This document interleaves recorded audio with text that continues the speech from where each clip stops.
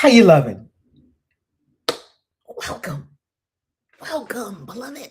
Welcome.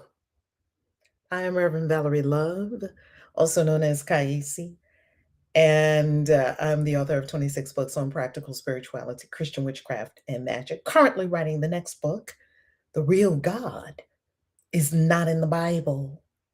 The Bible's not about God. The Bible's not inspired by God. God is nowhere. The real God is nowhere in the Bible. And this we're discovering for ourselves by reading the Bible for ourselves every day here live at 7 a.m. Eastern Time. If you're on the replay, yay! We love that. We love that for you. So, however you catch this, however you catch it, whether you catch it live or whether you catch it in the moment when you're doing it, it's live. It's live for you.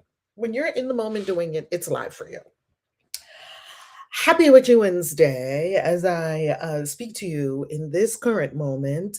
It is Wednesday and I'm repping Hogwarts. I'm repping House Hufflepuff, even though I am House Ravenclaw. Ravenclaw! Tell us your house. Tell us your house in the comments. And it is Witchy Wednesday, and you know what that means. It means all things witchy on Wednesday. Drop everything you're doing and do some witchy shit today. Do some witchy-ish today. Cast some spells. Get some witchy books. This is one of my favorite. Currently reading this book. This book is blowing my mind. And here's why. Since it's Witchy Wednesday, let me give you a book recommendation for spell work. This book is currently blowing my mind, and here's why. It is a dictionary of ancient magic words and spells. And how about a lot of them come from the Bible? What? How about the Pope sent someone a magic spell with a sigil to protect the person from any harm, danger, death, or arrows? You know, back in the day, you had to worry about arrows. Like popes were handing out spells. But you know that Christians want to tell you, oh, it's nothing, the Bible has nothing to do with spells. Baby, the Bible is all up in this. People have been using the Bible for eons for spell work.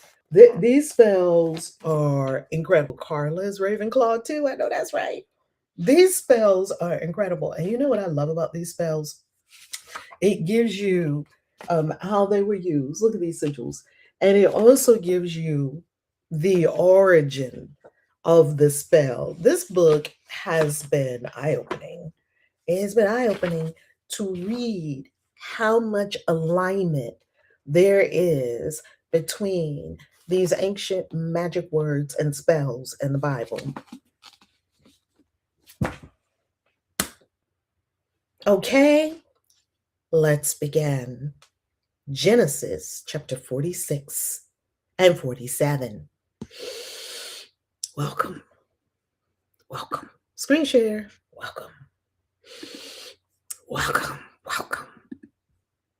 Let's get into it. You know how we do every morning, every day. Let's get into it. And if you're here, I love that you're here. Commit. Commit to doing this every single day. Why? Because every day you're going to learn something that's going to ascend your consciousness. That's what happens for me, being here in this circle every day. We are creating a sacred space. Let me come off screen share for a second to say this to you. We are creating, and you have a gathering, a collection of souls who have decided to come together for a common purpose. You have created a cauldron, a vortex, if you will, of energy, of shared intention for us to evolve, to ascend, to understand, to connect the dots, to see truth. And when you align yourself with this intention, when you align yourself with this opportunity for your spiritual growth and development, when you align yourself with community, you start to go up. You notice that you think differently. You start to move differently. You start to notice a transformation within yourself. Your magic flows easier. Okay? Popes giving out spells. Carla, let me find it for you because this spell has been mentioned a couple of times. Let me find this spell that the Pope gave to, let me look it up in the back. Maybe the index will tell me. That way I can go straight to it. Because I tell you, I'm like, what? Popes? Baby, the popes had the words. The popes had the words, wrote out the whole spell. You know what? I'm going to find it for you. And then tomorrow, everyone come back tomorrow, and I'm going to give you the spell from the Pope. I'm going to find it for you.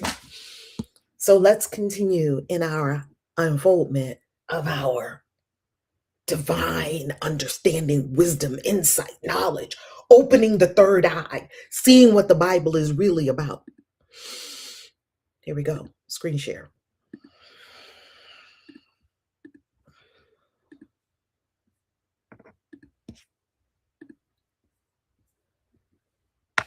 I want the World English Bible. Okay, I have it. World English Bible. Jacob goes to Egypt. So Israel set out with all that was his. And when he reached Beersheba, he offered sacrifices to the God of his father Isaac. And God spoke to Israel in a vision at night and said, Jacob, Jacob. Here I am, he replied. I am God, the God of your father. He said, do not be afraid to go down to Egypt, for I will make you into a great nation there. I will go down to Egypt with you, and I will surely bring you back again. And Joseph's own hand will close your eyes.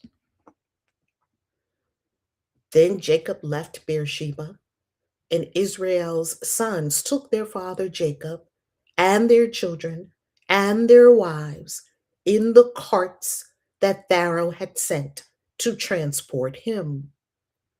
So Jacob and all his offspring went to Egypt, taking with them their livestock and the possessions they had acquired in Canaan. Jacob brought with him to Egypt his sons and grandsons and his daughters and granddaughters, all his offspring. These are the names of the sons of Israel, Jacob and his descendants who went to Egypt. Reuben, the firstborn of Jacob. The sons of Reuben, Hanak, Palu, Hezron, and Carmi.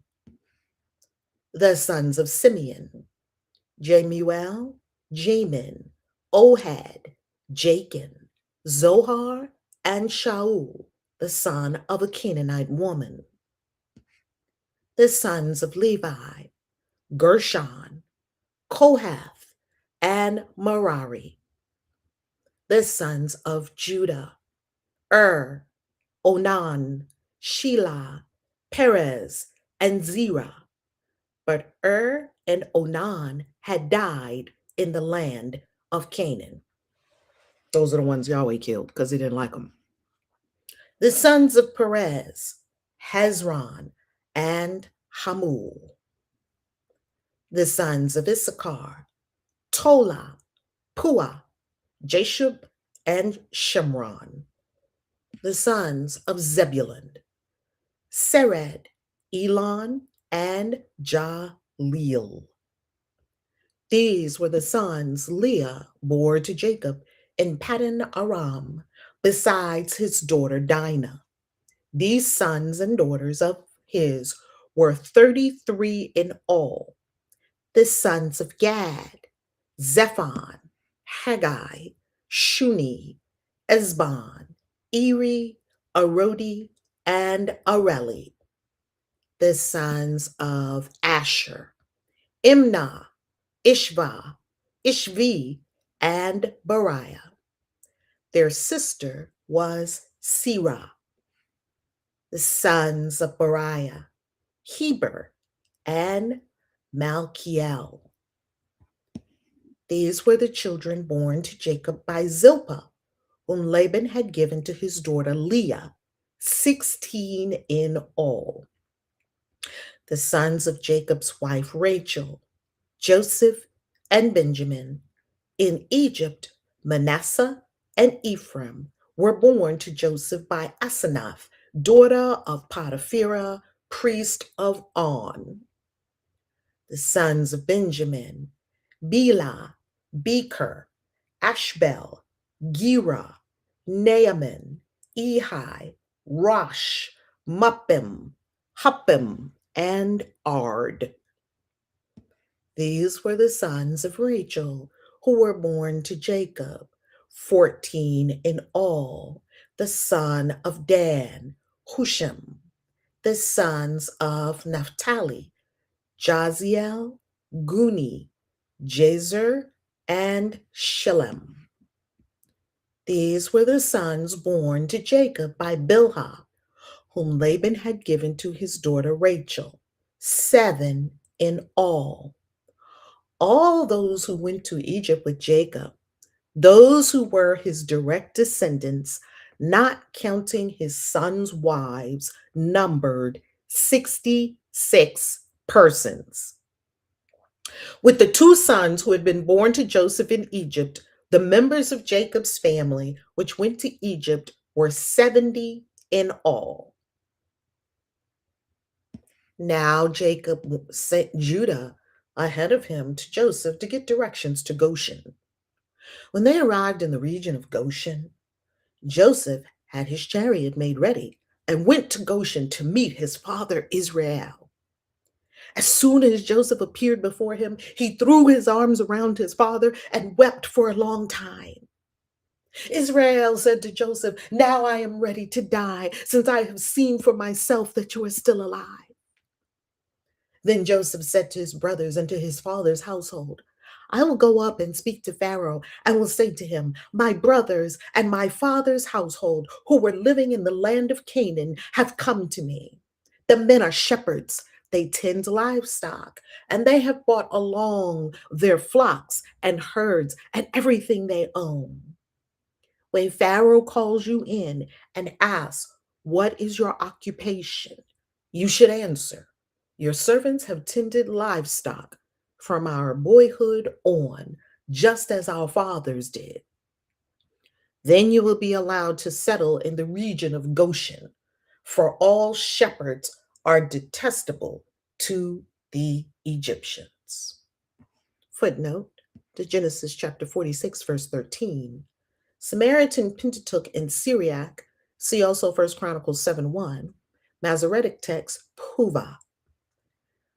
Samaritan Pentateuch and some Septuagint manuscripts, see also Numbers 26:24 and 1 Chronicles 7:1. Masoretic text, Loeb. Genesis 46:15. Footnote, that is Northwest Mesopotamia. Footnote to Genesis chapter 46, verse 16, Samaritan Pentateuch and Septuagint. See also Numbers 26:15, Masoretic text, Ziphion. Genesis 46:20. Footnote, that is Heliopolis. Footnote to Genesis 46:27, Hebrew, Septuagint, the 9 children. Footnote to Genesis chapter 46, verse 27, Hebrew, see also Exodus 1:5 and note. Septuagint, see also Acts 7:14, 75. Footnote to Genesis chapter 46, verse 29, Hebrew, around him. Genesis chapter 47.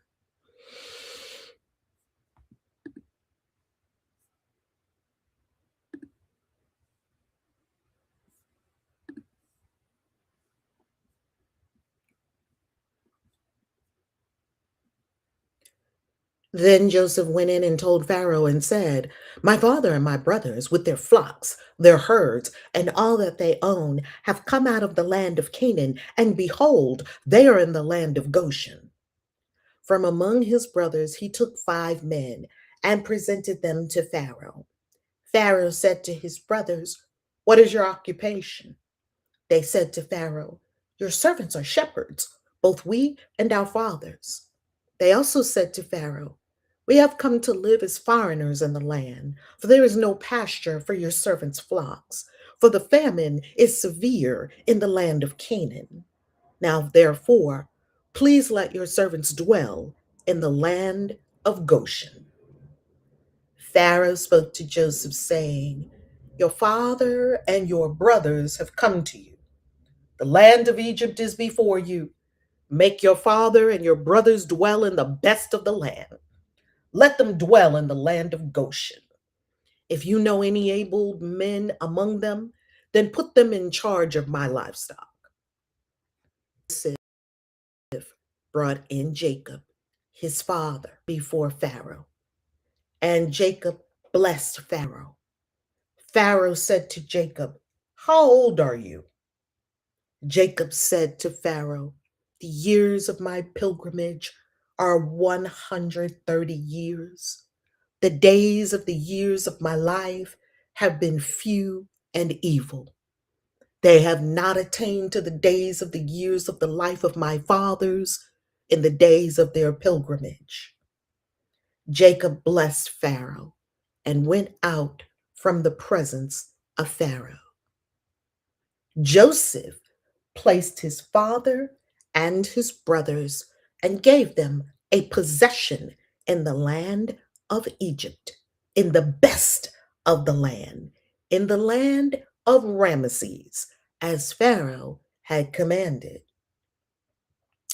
Joseph provided his father, his brothers, and all of his father's household with bread, according to the sizes of their families. There was no bread in all the land, for the famine was very severe, so that the land of Egypt and the land of Canaan fainted by reason of the famine. Joseph gathered up all the money that was found in the land of Egypt and in the land of Canaan for the grain which they bought, and Joseph brought the money into Pharaoh's house.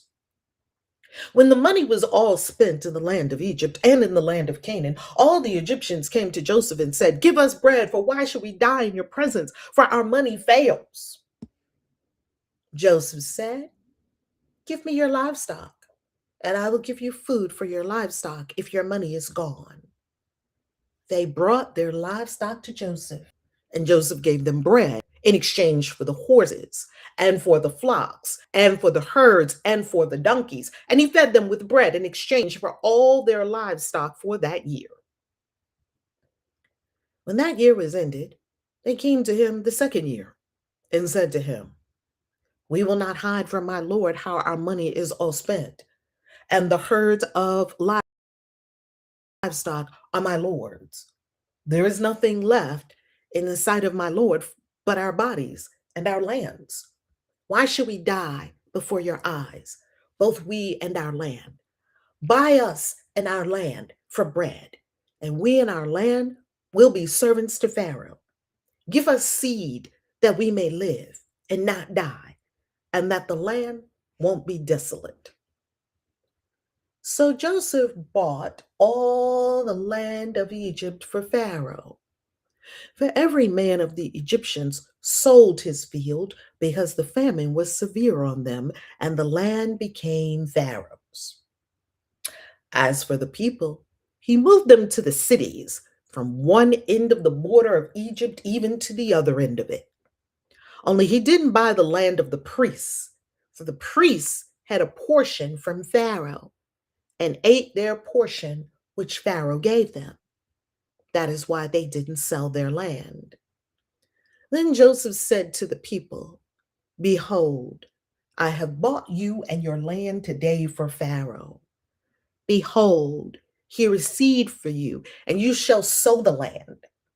It will happen at the harvest that you shall give a fifth to Pharaoh, and 4 parts will be your own, for seed of the field, for your food, for them of your households, and for food for your little ones. They said, you have saved our lives. Let us find favor in the sight of my Lord, and we will be Pharaoh's servants. Joseph made it a statute concerning the land of Egypt to this day, that Pharaoh should have the fifth. Only the land of the priests alone didn't become Pharaoh's. Israel lived in the land of Egypt, in the land of Goshen, and they got themselves possessions therein and were fruitful and multiplied exceedingly. Jacob lived in the land of Egypt 17 the days of Jacob. The years of his life were 147 years. The time came near that Israel must die. And he called his son Joseph and said to him, "If now I have found favor in your sight, please put your hand under my thigh and deal kindly and truly with me. Please don't bury me in Egypt. But when I sleep with my fathers, you shall carry me out of Egypt and bury me in their burying place." Joseph said, "I will do as you have said." Israel said, "Swear to me." And he swore to him. Then Israel bowed himself on the bed's head. And breathe.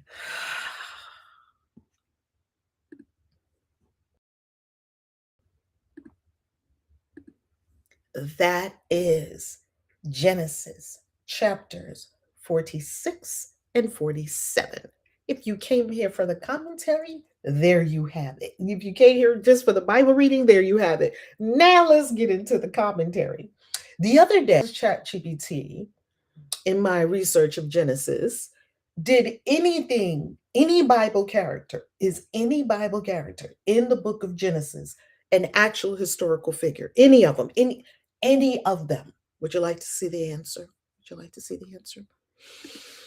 Let's go over to the answer. Let's pull it up. Tell me, what are your guesses? Love the footnotes. I love the footnotes too, Delzia. What are your guesses? Tell me, do you think half of them are real, half of them are not? Two or three of them are real, the rest are not. How many Bible characters in the book of Genesis are factual or real? Tell me, what is your thought on that? All right, let's go to the answer.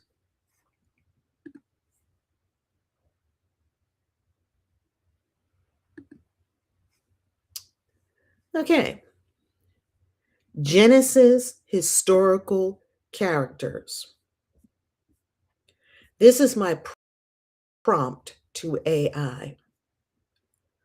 According to historical, critical, biblical scholarship, we want historical, we want critical, not apologetic Bible scholarship,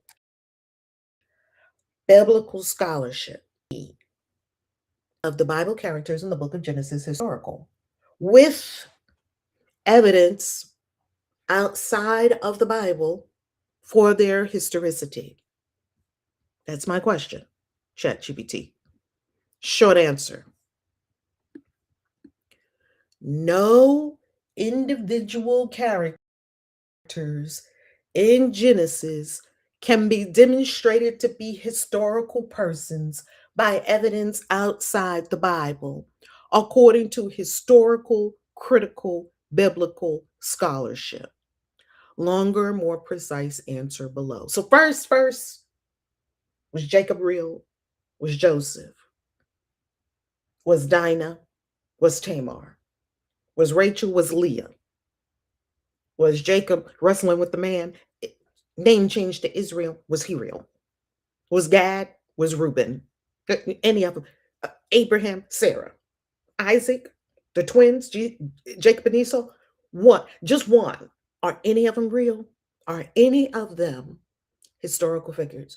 Can we find evidence of any of these beings outside of the Bible? Any of them? Anyone in Genesis? I'll take anyone. Even Adam and Eve. Anyone. No, we cannot corroborate the existence of any of these beings, any of these characters in the story of Genesis. We cannot corroborate them with evidence outside of the Bible. Now, let's go deeper because that's just a surface answer. Let's go deeper. What historical critical scholars mean by historical? What do they mean by historical? They mean that at least one of the following exists independently of the biblical text. There's a criterion to determine if someone was indeed historical or not when they're looking at this historical critical scholarship. The figure is only considered historical if at least one of the following exists. Here's the criteria: contemporary or near contemporary inscriptions. If we can find an inscription somewhere on a stele, or an inscription somewhere on a temple wall, or an inscription somewhere on a cuneiform tablet, some kind of inscription somewhere that refers to this person, that could be evidence that they existed. It still does not prove that they did all the things that the Bible stories say they did. Number two, some type of archaeological evidence or record, maybe a name, a title, maybe something they pulled out of the ground, like a pottery shard, something that they were able to find in a temple somewhere. They found some kind of archaeological evidence that says this person existed. None of that. Or it could be references in external texts that plausibly correspond to the same individual. Okay, so let's say that there's some papyri in Egypt, or there are some records in Egypt that refer to a person who came there, and they're calling him by his Egyptian name, Joseph, because remember, the Egyptians in the story gave him an Egyptian name. And so maybe there's some references in other texts. We call that textual evidence, correct? There could be references in other texts that refer to this great man who came out of the land of Canaan, who was nobody. He was in jail, and he got elevated to being second of all. If we had some kind of Egyptian story that corroborated with that, Genesis figures fail this text, not because they must be fictional, but because no external corroboration exists, which is very strange considering this. Let me share why this is very strange. This is very strange.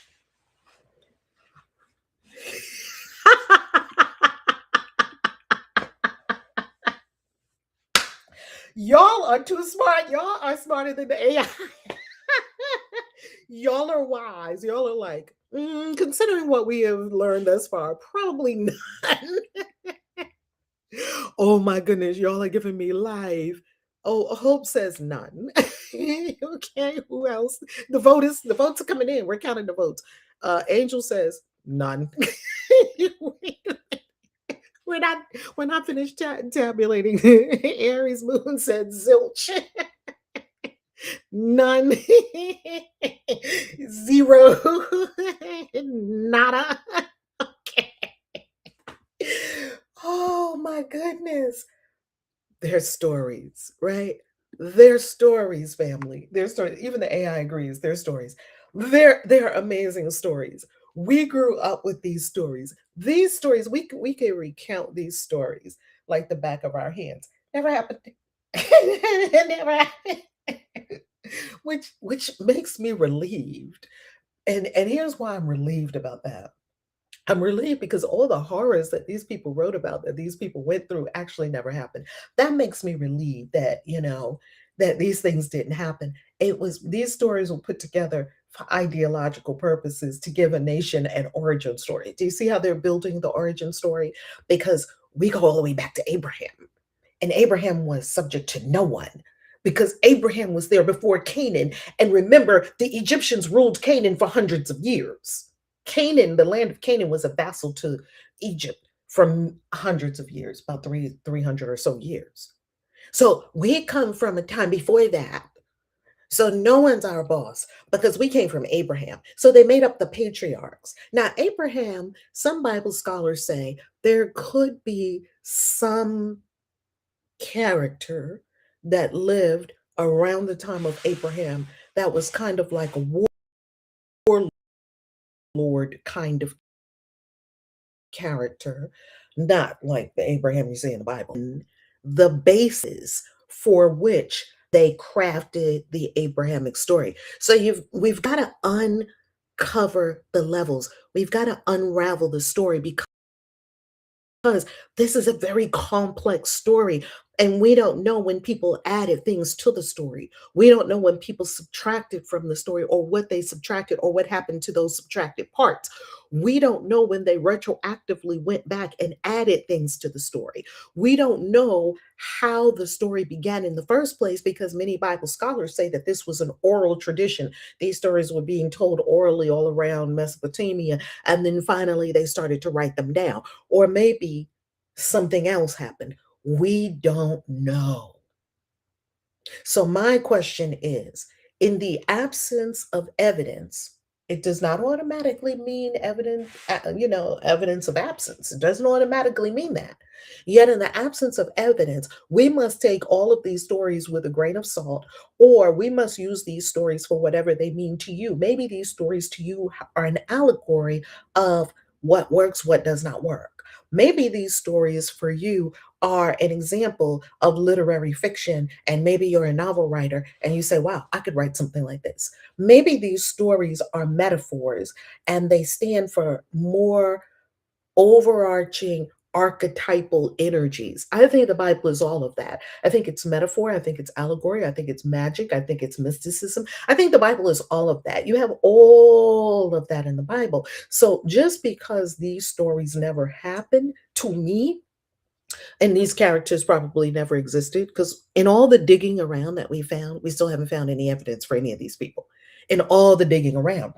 So to me, that signals that something else is going on. And just because it didn't come from God doesn't mean it's useless.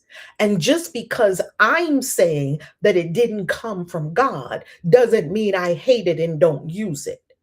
This book didn't come from God. I use this book all the time. This book didn't come from God. And I use it.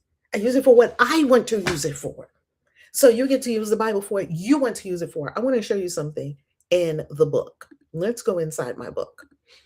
The real God is not in the Bible. And for all of you who have already gone and yay, look at that. For all of you who have already gone and registered to be notified when the paperback and hardcover come out. I so love you for that. You are so amazing for supporting the work that I do and buying the hardcover or the paperback when it comes out on Kickstarter. You will be notified as soon as it is live on Kickstarter. So go on Kickstarter and just click this, notify me on launch. When it launches, you will be notified and you'll be the first to get your hands on the paperback and hardcover. The paperback and hardcover are not coming to Amazon until we take care of all of our amazing supporters on Kickstarter. Amazon can wait because Amazon does not pay authors extremely well. Amazon can wait. Okay. So if you love supporting authors and the work of authors, buy direct from authors anytime that you can. Buy on Kickstarter from authors. Buy direct from authors if you can. Now, we love Amazon. I've been partnered with Amazon for many years. And yes, my books are on Amazon. And yes, right now you can buy the ebook on Amazon. And if you're a member on the Valerie Love YouTube channel or the Christian Witchery YouTube channel, you have this book as a gift. Okay, the ebook. As I'm writing it, it's how many pages is this book? Let me see. I'm here with the Anunnaki family. This book is 114,000 words. This book is about 600 or 700 pages so far. Hold on. Let me make sure that I'm good. Yeah, I'm good. Okay.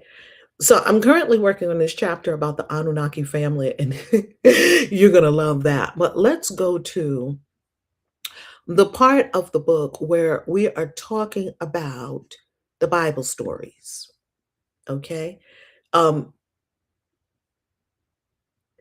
when you translate the Bible, this is Joseph Campbell, with excessive literalism. In other words, this person actually had this baby. This is all literal.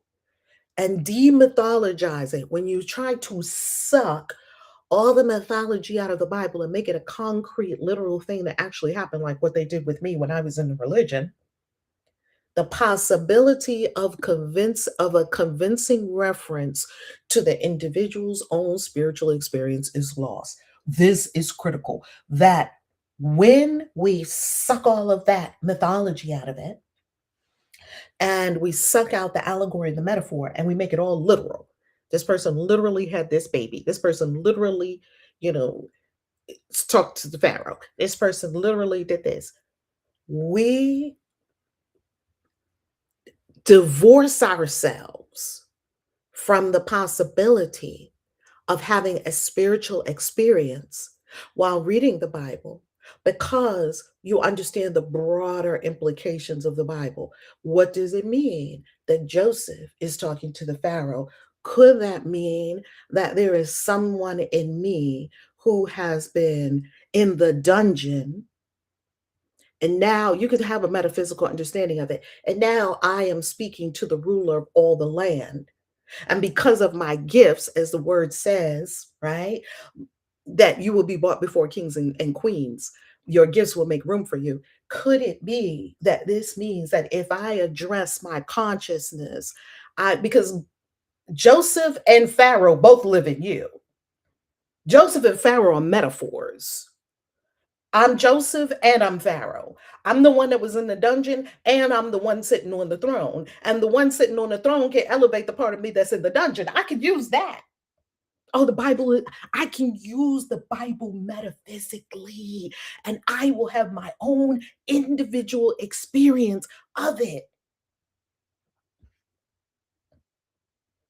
The Bible's blockbuster stories rival any Hollywood production or the greatest novelists who have ever lived for intrigue, murder, fratricide, infanticide, war, unbridled violence, rising and falling empires, supernatural relics, geopolitical rivalries, natural disasters, death dealing famines and plagues, wild beasts of the land, sea, and sky, blazing fire from heaven, talking animals, miraculous weather events, catastrophic floods, prophet induced droughts, flaming chariots, rivers of blood, animal and human sacrifice, virgin births, crucifixions and resurrections, man eating lions who choose not to eat a man, and a host of principal characters that include kings, queens, priests, priestesses, judges, necromancers, witches, diviners, angels, demons, giants, an ark building family, a man swallowing a whale, and a legendary talking serpent.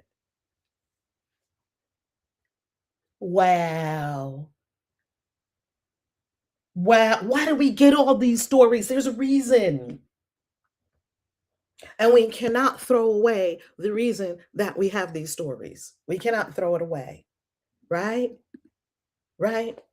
We cannot throw it away. Baby, I am wicked with the pen. I am wicked with the pen. That's my gifting. Writing and speaking are my gifts. I am wicked with the pen. AI didn't write that. Valerie Love wrote that. I don't need AI to write for me. I consult AI and I tell you in the book when I'm consulting AI, I say, hey, I asked AI this. This is what it said. And I'm writing. AI didn't write 114,000 words. I wrote this book. AI was a partner. Some people are out there putting whole AI books out on the marketplace. I don't do that. I have something to say. AI is like a little partner in the corner. Hey, AI, I wonder about so and so. Tell me what you think. And then when it tells me what I think, what it thinks, I put it in there and say, see how ridiculous this is? This is not the truth. Let's go back again. I tell you when I'm literally arguing with AI at some points in the book, get the book. Don't sit here and watch me every day and don't participate and don't at least buy my book. Don't play with me. I will come and haunt you in your dreams.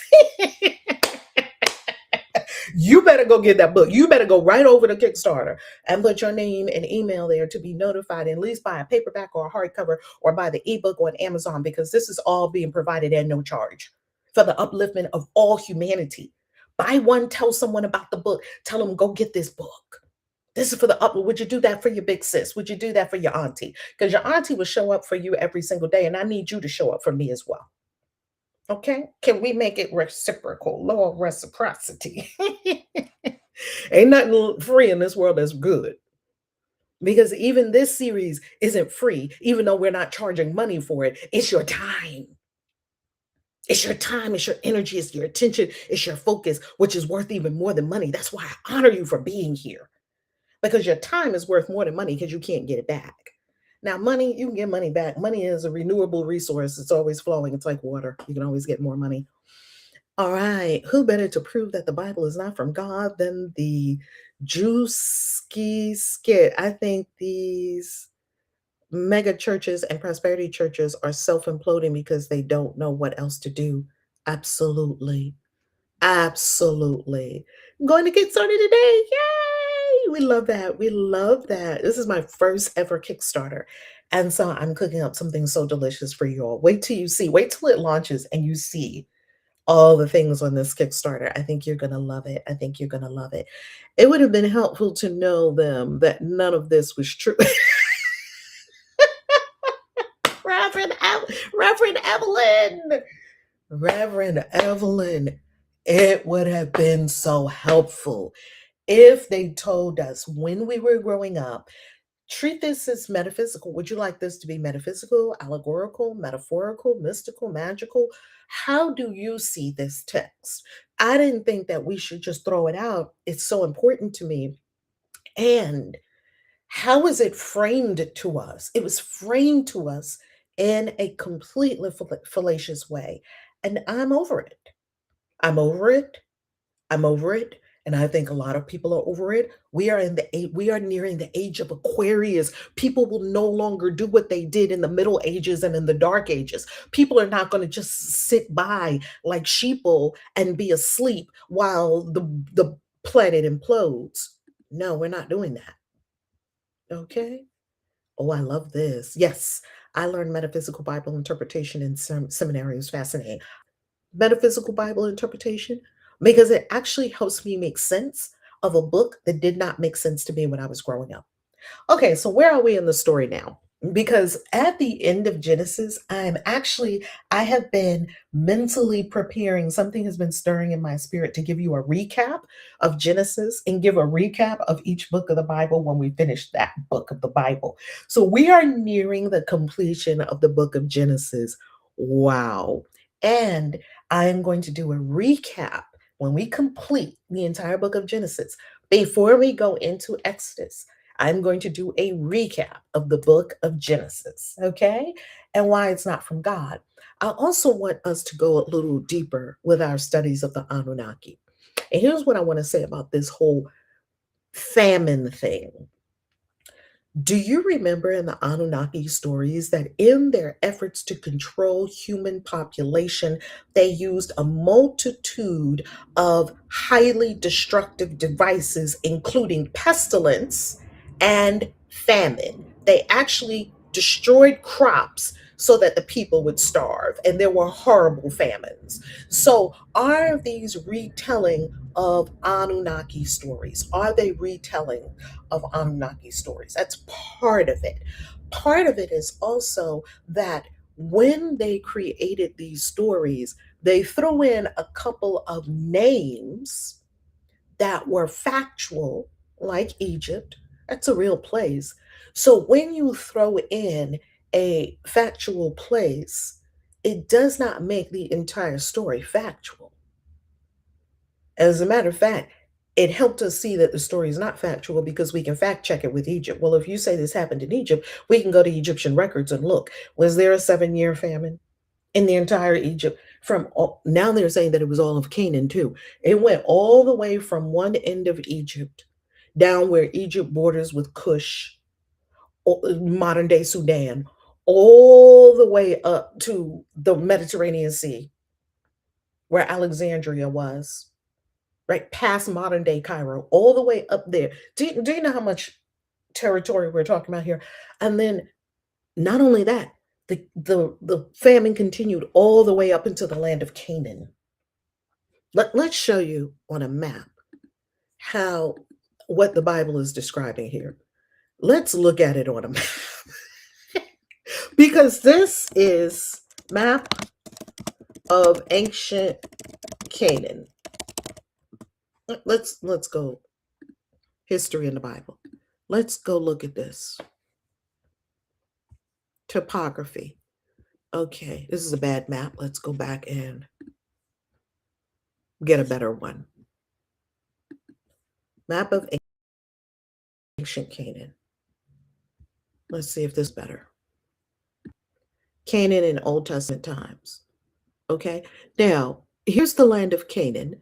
And if we look, we see there's the Mediterranean Sea, also known as the Great Sea, Tyre and Sidon. Here's Phoenicia. Coming all the way down, this is all the land of Canaan. Okay, now let's go and look at it on a current map. Okay, Egyptian domain. This is what I'm looking for. Thank you. Okay, so we got Egyptian domain of the land of Canaan. All of this going almost up to, wow, going almost up to the north. All of this was under Egyptian domain in the land of Canaan. So let's look on a map. Let's go to map of ancient Egypt. And we're just going to look at it. Okay.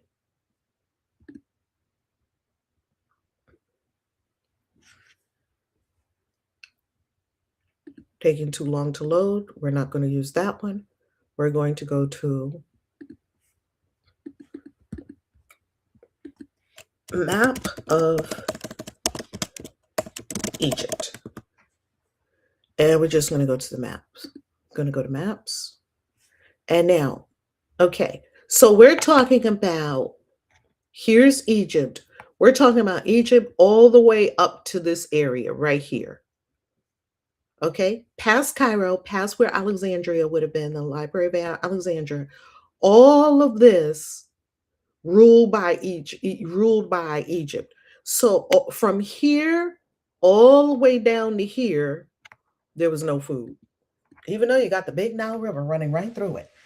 All of this, according to the Bible, no food, except the super smart Joseph, who piled up all the food to save the people. And then once he got the people to buy the food, when the people ran out of money, he said, oh, well, give me your livestock. Okay, the people bought all their livestock the next year. And when they ran out of livestock, they said, well, we got to sell you ourselves because we don't have anything else, and our land. Okay, well, give me your land too. That's pretty horrible. Oh, I thought you were supposed to pile up the food so you would be giving the people the food. The people have no way of making income. The people can't grow anything. So because they can't grow anything, they still have to pay for it. Joseph collects all the Egyptians' money and gives it to Pharaoh. That's not how politics, that's not the geopolitical, social, economic structures of Egypt works.